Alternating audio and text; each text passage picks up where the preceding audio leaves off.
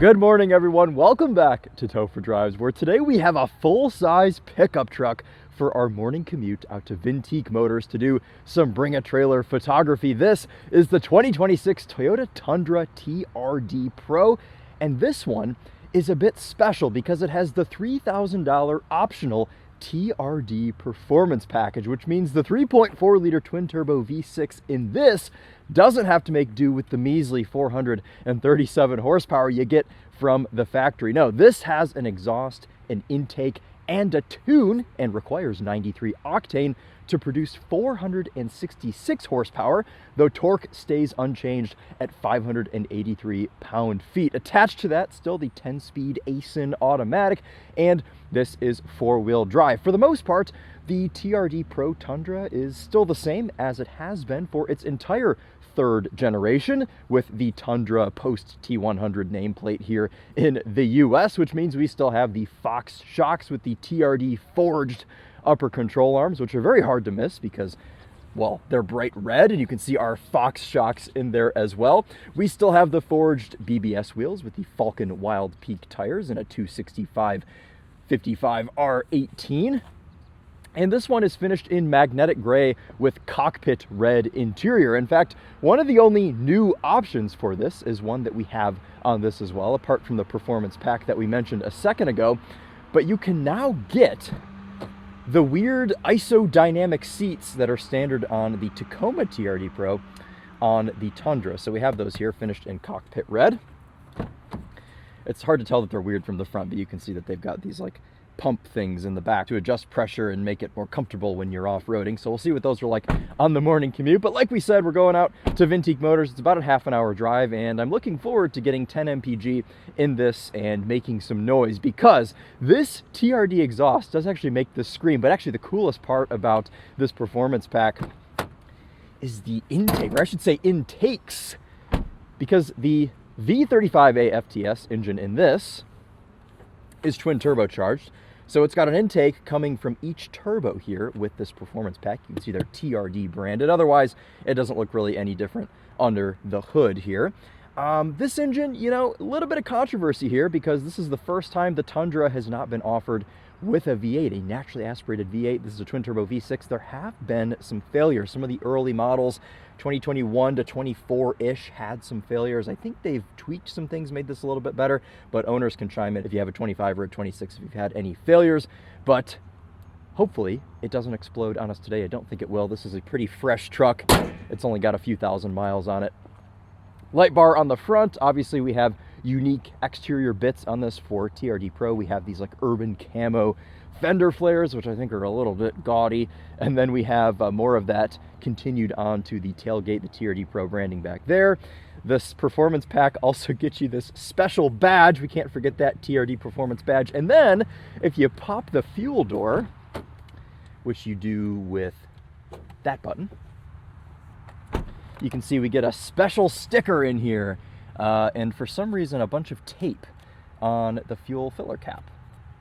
Interesting. Okay, haven't opened this yet. Premium fuel only TRD Performance, so you have that. That's very strange. Back here we've got a pretty standard 5.5-foot bed for a crew cab configuration. This can tow just over 11,000 pounds, which I don't think is too bad for an off-road oriented truck. Tailgate is power. You've got a button over here to close it, which is nice. And then you've got this little step if you want to step up in the bed for any reason for your morning commute. But I just wanted to step up here and show you that this has a massive moonroof that we'll show you more of once we get inside. We got some tie-down points. You have an outlet back here, all sorts of good stuff. And it's always funny to see all the equipment that you get on these 1500 or whatever full-size trucks, whatever you want to call them, because most people just use them for what I'm about to do. They just kind of run their commutes in them and drive them with empty beds. So hit this button here, which is only on the driver's side. It's kind of stupid that they don't put a button over here too, because what if you want to close it from this side? You're just sort of out of luck, I guess. Give you a closer look at this exhaust, and then we'll start it up in just a second. But first, let's show you the back seat. As we mentioned, cockpit red. We have these optional like $1,200 running boards, which is the first time I haven't been annoyed with running boards on a Toyota press vehicle. but they do help in making this an $82,000 truck. The TRD Pro Tundra starts at $72,000. So between destination and options, we're about $10,000 over base.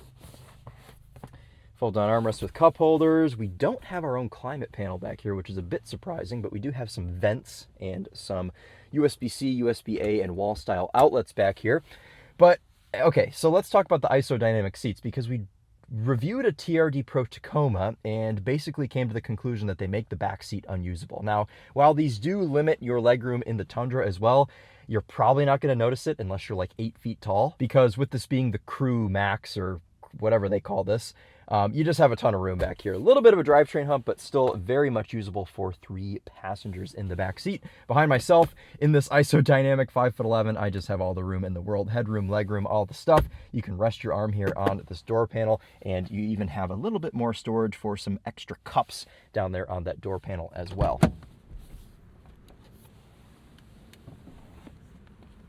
The only kind of bummer with these iForce Max trucks is that you lose under-seat storage. So this is just kind of where the hybrid battery sits in this thing.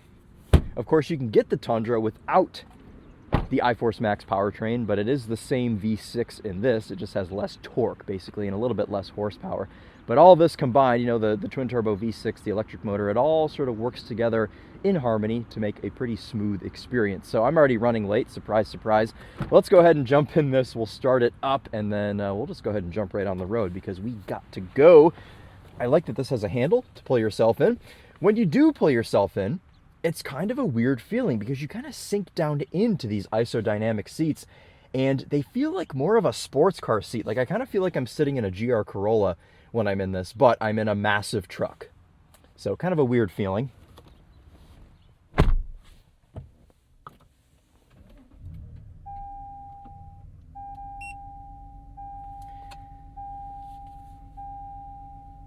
That's weird, it used the starter motor to start it there. So the hybrid setup in this, it's got an electric motor between the engine and the transmission, kind of like mild hybrid style. Usually though, this will just fire with that electric motor, but sometimes I guess if it's at a low capacity, it'll use the starter motor. Anyway, whatever. As you can see this week, I've been getting 10.8 mpg. This Tundra TRD Pro is actually rated at 19 mpg combined, 18 city, 20 highway. 10 is real world, I suppose. Massive screen, wireless Apple CarPlay, Android Auto, but we still have a number of physical buttons, including a climate control panel and then a little switch panel down here for your traction control, your hazards, your camera, your locking rear diff in this, all important stuff. Big chunky shifter, and we know Toyota trucks, they like to make everything big and chunky, so we have massive steering wheel. The vents are big, the center console is huge, you know, it's just, this is kind of the theme with these Toyota trucks. I mean, I always picture a boardroom in Japan where they have like a picture of an F-150 on the screen, and they're saying, yes, we need to make that, but chunkier. And, well, then they make these big, sharp Toyota letters for the dashboard. And, well, I think the cockpit red looks quite nice in here. Lots of places to put things, obviously. Pretty intricate center console. Little spot there for, like, coupons or something. I don't know, cards maybe. Quick access to the console, or you can open it all the way up with either of these switches, which is nice. You can see in here it's got room for my camera, my hat, and even this special little cubby for my camera charger. You've got room for coins. There's a USB-A and USB-C port in here. So, you know, these 1500 series trucks, we can make fun of people for daily driving them, but they are genuinely useful, and they kind of fill the void that the large luxury American sedans used to hold. Like, think Lincoln Town Car, Chrysler 300, things like that. I mean, they kind of do the same thing, but with added practicality. We've got a digital gauge cluster, a button here for our TRD light bar, which you can only use when the brights are on and if the lights are on, so it's not going to do anything for me right now. But, okay, well, is that it? Have we covered everything as far as the walk around goes? Got a camera rear view mirror right here, and a dash cam in this particular Tundra, so we'll see how many times we can make that go off today. Red seat belts, like to see it. Overall spec on this truck is really nice. Into reverse, this will pull up our 360 camera and backup camera. Interestingly enough, this doesn't seem to have the transparent 360 camera that a lot of these Toyotas have, which is weird because this is an off-road vehicle. So I don't know why they wouldn't do that. Into drive does not default pull your front camera up, but you can easily hit this camera view button and that will pull up that very fisheye camera, and then you can turn that off. I like that that's a physical button. Makes things easy. All right, so first thing you notice in this particular Tundra TRD Pro is that you can't see out of it because it has the towing package, which has the biggest tow mirrors I've ever seen on any car in the entire world. And for some reason, every time Toyota spec a Tundra or a Sequoia press vehicle, they put tow mirrors on it. And I hate it because I never tow anything. I don't think anybody that gets press vehicles tows anything. I've tried extending them with this button to make it easier to see, and it does help to an extent, but then it just moves the blind spot further out. So it's kind of a bad combination in this isodynamic seat, which means you sit a bit lower, and then the tow mirrors, which means you can't see out of it. So I am having to act a bit shorter than I am, and I'm just having to kind of sit myself up and gaze over the mirrors. But whatever, if you're actually towing, I imagine these things are awesome because they're huge. They probably do the trick.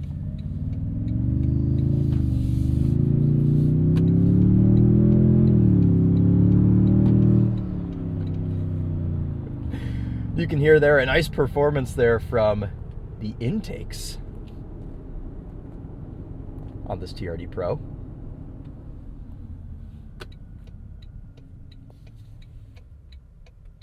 See, and I can't see. There you go. I thought there was a car. There's not.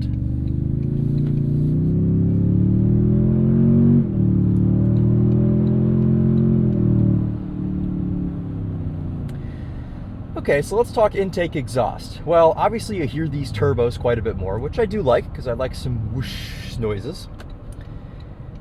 You really only hear them on blow off when you lift your foot off the accelerator. Brake test. Into ABS there.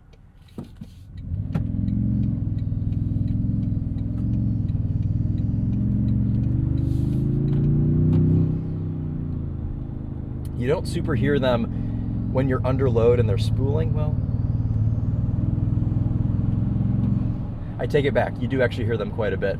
But sometimes the exhaust, if you're really in it, all you hear is that exhaust. And interestingly enough, Car and Driver actually tested this and found the decibel rating under full load was exactly the same as the stock exhaust. So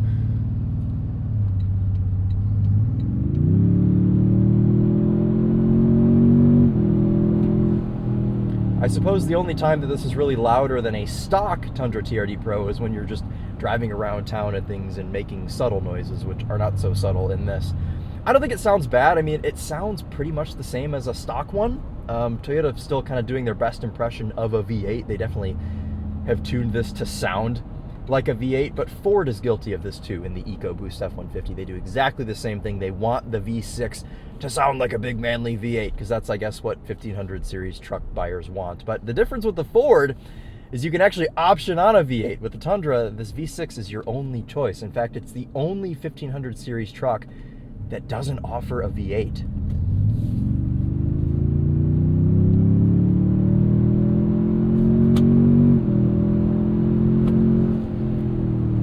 This also has a manual mode for the 10-speed automatic, though unfortunately, no paddle shifters, which, man, how cool would that have been for them to add with this $3,000 performance pack on this?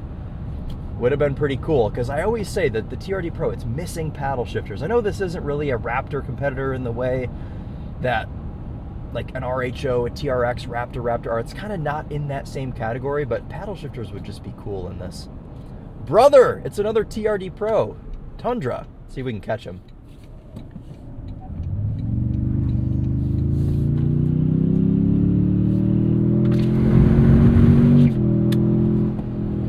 Don't really get that much added volume with the windows down.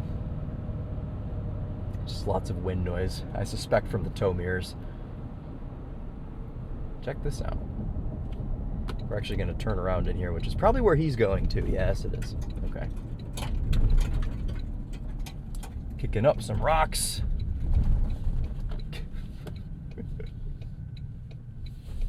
So this has manual mode. We know that Toyota has some of the coolest rev limiters, and I actually meant to show this to you guys earlier, but you put this in park. We got a number of drive modes, doesn't matter which one you're in, but you wake it up from its little stop start.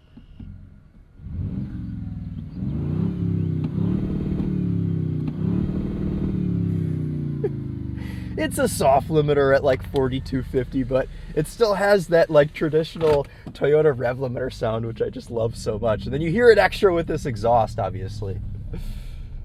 All right.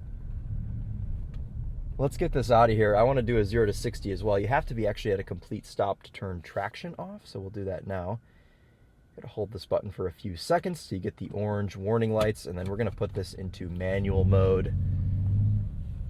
And we'll get it off the line because it's pretty dang quick, you know, for being a big heavy thing with all-terrain tires. With this TRD Performance Pack, this truck does make peak torque a little bit earlier in the rev range, so power comes on a bit sooner. All right, now there's a trick to launching this. You can only brake boost it for about a second before it freaks out and kills it, so you gotta be very quick with your feet.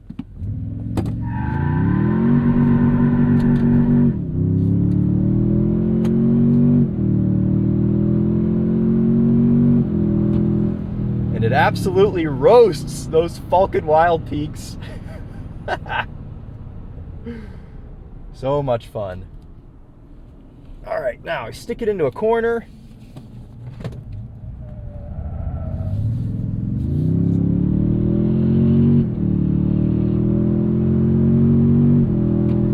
It's not the most graceful thing in the world, obviously, but it's kind of just like driving any other 1500 series truck. It's big and you have to do lots of steering, but all right, I guess performance section done. I'm impressed with how quick this actually is for being as big as it is, and I would honestly say it's noticeably quicker with this TRD Performance Package. So, all right, we're actually gonna slow down and give this garbage truck some room because we have some important research to do with the bridge here. We're gonna get all the windows down, which they are all auto down. We like to see that. Let's bump this into sport mode, have some quicker reactions, though I don't really see drive modes affecting too much in this truck. They all just kind of feel the same.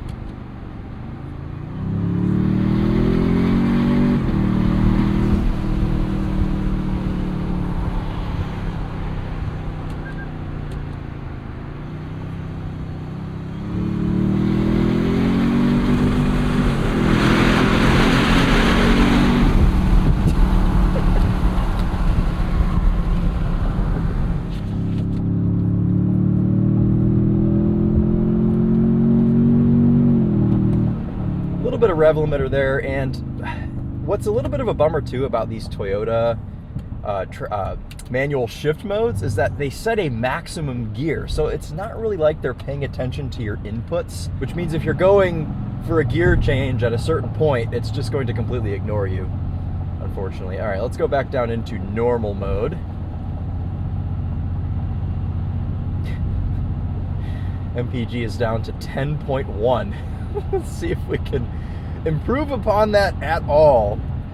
We do have in-house navigation here on this screen, obviously, and usually I go ahead and I set this to dark mode, but it's been full sun this week, so I've been leaving it on bright mode, but it irritates me when I'm in CarPlay and my CarPlay's in dark mode and then the screen's in bright mode. I wonder if this can go to VinTeak with the voice command. Navigate to VinTeak Motors in Livonia, Michigan.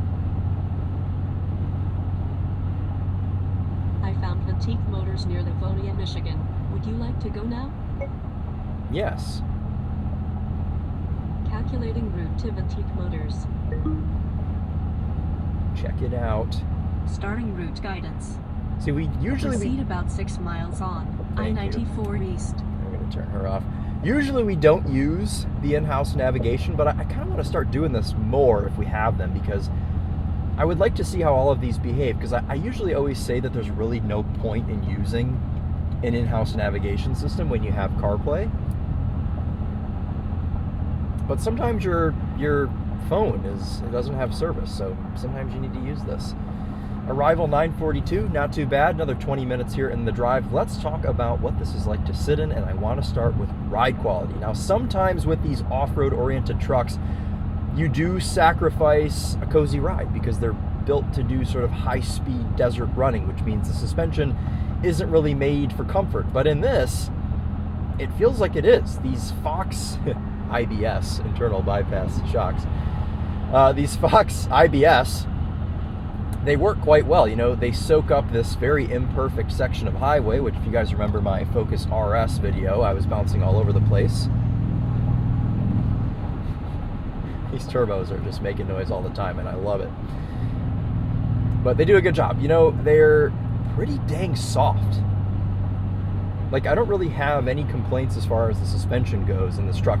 With this being body on frame, obviously you have just kind of a little bit of jiggliness all the time that makes every bump feel medium. But big bumps in this with the big 55 or 65, whatever section sidewall, it does a really nice job. All right, well, what about other bits of driving this Tundra TRD Pro on the highway? Well, one thing I was concerned about with the performance pack was exhaust drone, but you don't really notice it. You hear it a little bit, but it's also kind of drowned out by other loud things in this truck, like the tires, and overall just NVH on the highway is not great, but it's never really going to be when you have an off-road oriented truck. So there's a little bit of noise here with this, but not nearly as loud as it could be, that's for sure. Isodynamic seat, pretty cozy, and has lots of adjustment. In fact, the lumbar goes in, out, up, and down, which is pretty rare for like a non-luxury vehicle. Another reason I say that these big trucks kind of fill the void for that. But the isodynamic seat, I don't really think it's necessary. It's definitely a lot more of a gimmick, and I've never really met anyone that loves the isodynamic seat, but it's doing okay right now. I mean, I think it does lack a little bit of the cushiness that you get with the standard seats in the TRD Pro. I'm going to go back into sport because I want to be obnoxious again under this section.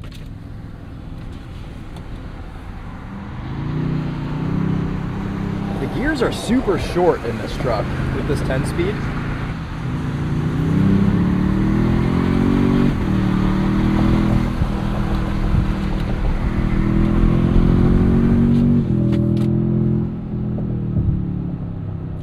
That interchange is one of the worst when there are other people on it. Never any fun. Should we try eco mode? Try and be a little bit more eco today. What's fuel economy at? I'm scared for that to pop up. 10.7. Okay, we've actually improved it a bit. Well, it's the same as it was when we were in the parking lot earlier. So, when you're in eco mode, the rev counter turns blue to remind you that you're being eco. But it's a good time to test out the cruise control, which is usable via physical buttons here on the steering wheel. Always like to see that. This also has lane tracing assist. Toyota's way of saying lane keep. Wonder what's in this reliable truck. I don't know that this lane tracing will necessarily steer you. No, it won't. Okay. So this is more sort of a lane departure warning. Maybe it's not. Maybe it wasn't on because it wasn't green. No idea. Okay, well, we also have adaptive cruise in this truck as well, which is all adjustable via the steering wheel. But once you're past the isodynamic seat, the ride quality, the noise in here, all that stuff, what is it actually like just to sit in? Well, ergonomically, it's pretty good. Your elbows are at even heights to grab the steering wheel. You can see out of this very well with the camera mirror. Even without it, visibility is fine out the back. This doesn't have a sliding rear window or anything, which is interesting. But yeah, in all aspects, I mean, apart from the tow mirrors, obviously, but these are not standard, so I'm not really counting them in this evaluation. Elbow comfiness is okay. I think there could be a little bit more squish in the center console, but I imagine they've built this more for longevity than they have comfort, so they don't want this center console to wear out. Driver's door panel, same story. It's about the same squish as the center console. You have some, but I think after a longer road trip, these would wear on you a bit. Driver's compartment itself, though, is huge. I mean, the isodynamic seat, it's a little bit of a tighter fit, but if you just go for the regular seat in this, you're going to be just fine. And my leg, at 5'11", I'm like 160 pounds. My leg is not running into this center console, though it does stick out some. With this floor shifter and everything, obviously they have to have this whole setup down here, so just something to keep in mind if you're a little bit of a bigger human. But this truck is pretty confidence-inspiring, you know, just going down the highway. You don't feel like it's all over the place. It's not wallowing all over the road. I mean, drives straight at higher speeds. And 1500 series trucks, they've come so far. I mean, this really just feels like a big luxury daily driver. Like, that's kind of the vibe you get with this. And even materials in here aren't too bad. Like, the top of the door panels are stitched in leather, the console's leather, the side of this bit here is leather, the dashboard has leather on it.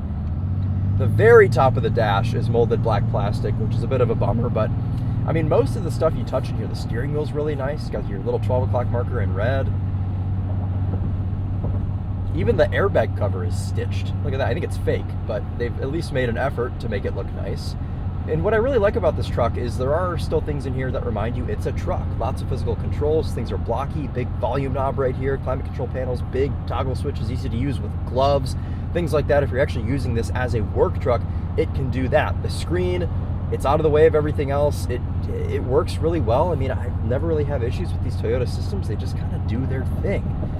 And we have a JBL sound system in this, which we should test. So why don't we go ahead and do that now?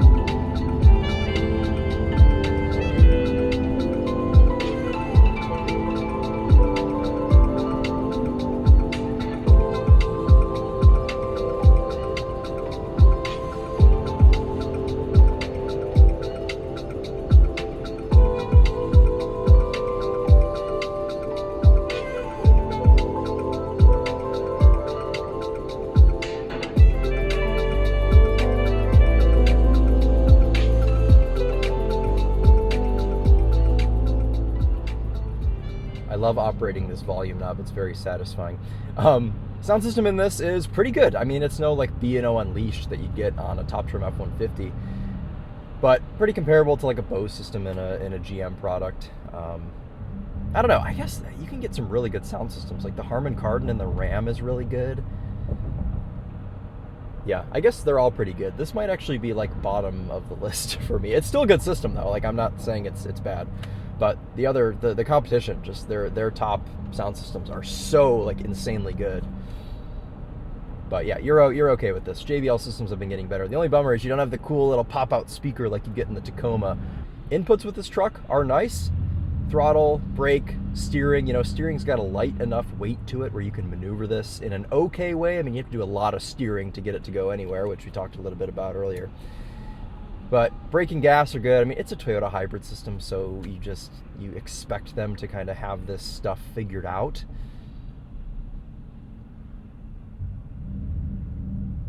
Transitions from EV to ICE.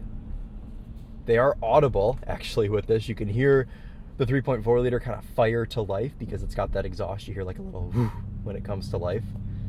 But you don't feel it through your butt, which I think is important. Put 66 miles on this truck this week, and I've already used a quarter tank of fuel. As I stated, I've only been doing like 10 mpg, but this has a 32-gallon fuel tank, so it'll last you quite a while. Even if you're only doing 10 mpg, it'll still do over 300 miles, but if you're somehow getting the 20 mpg out of this, you're good for 600 miles. So I think if you're doing some kind of a road trip with this, you'd be in a lot better shape because this fuel economy has gone up significantly since we've just been cruising on the highway. We're up to 11.5 right now. So we're like an mpg and a half higher than we were when we merged.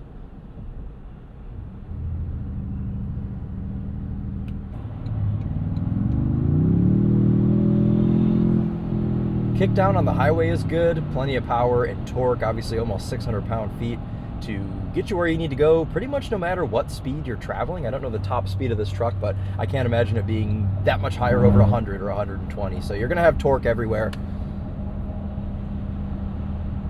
And it's just convenient for daily driving. So, all right, well, we're 4 minutes from Vintique Motors. Why don't we go ahead and wrap this one up? Well, I think as far as like daily driving a 1500 series truck goes, this one would be towards the top of the list for me because it feels pretty well built. Like the interior isn't rattling all over the place. The ride quality is really nice. I like the tech in here. The infotainment works better than a Ram or a Ford product. The GM ones are fine, but this is towards the top for an infotainment system. It's not very efficient, obviously, but I like that they offer this performance pack. Now, do I wish Toyota made more of a Raptor competitor? Raptor RHO competitor? Yes, I do, but there have been spy shots of one. I forget what they call it, but it's like it's like an even more lifted, even bigger tire version of this TRD Pro truck. And I think Toyota's already trademarked a name for it, so it is coming, and we'll see how that is. But with this already being an $82,000 truck, I mean, that's probably going to be a six-figure thing, maybe like 90-something grand for that. So it's definitely not going to be cheap, but it should be quite impressive, I hope, and it'll probably have over 500 horsepower, being that this is pretty dang close with this performance package. But as a daily driver, this does a good job, and it's just cool. I think this is one of the coolest looking 1500 series trucks.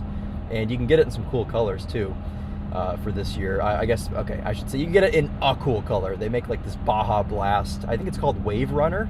And it's like a bright teal. TRD always does a special color for their TRD Pro products every year.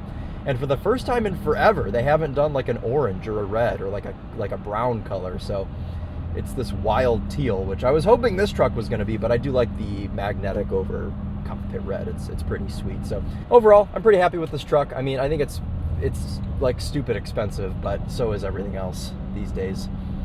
Not really many notes for this, I don't think. I mean, it's a truck. It can do truck things, and it'll be cozy for you as a daily driver. Now that I've actually been sitting though in this isodynamic seat for half an hour, it's a little bit hard. I think we maybe touched on this with the Tacoma. So definitely take advantage of this lumbar adjustment that you have here on this if you're going to be buying one of these. All right, for the last 0.6 of a mile, let's just try and make some boost noises.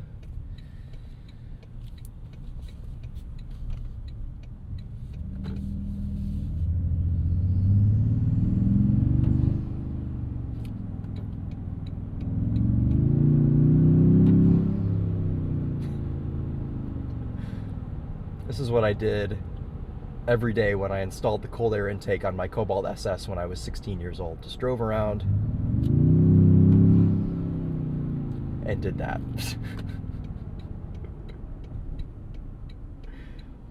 I really think the star of the show with the TRD Performance Pack are the dual intakes, because the exhaust, whatever, it just makes, it's like the same tone, it's just louder. So the intakes are at least a unique thing with this, because with the stock tune and the stock intakes, you really don't hear the turbos much at all. Now, this is no Trail Hunter where you have the snorkel. You can crack the passenger window and just make insane boost sounds. But hey, I'm cool for hearing any sort of turbos.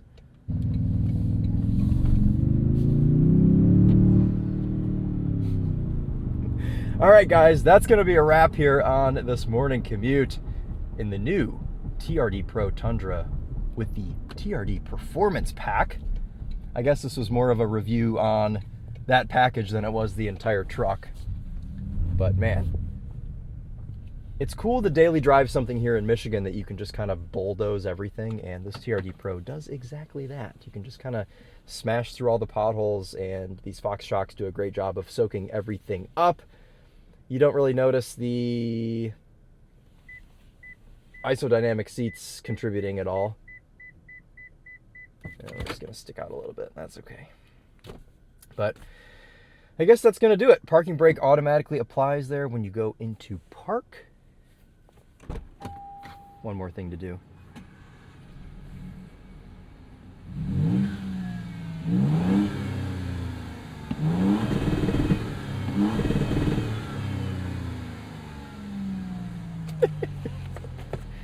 Rev back down. There it is. Okay. And it shut itself off. Okay. Let's give you one last look at this thing. sometimes it's fun to just be obtuse and daily drive something like this. And if you're actually going to use it for other stuff, well, then it's going to be a good one-car solution for you. Just don't get the tow mirrors if you're not going to tow, because you won't be able to see out of it. But all right, well, that's been a little morning commute here in this 26 Tundra TRD Pro. Hope you guys all enjoyed. If you have any questions, if I left anything out, please let me know. But that'll be a wrap. Thanks again. We'll see you in the next one. Take care.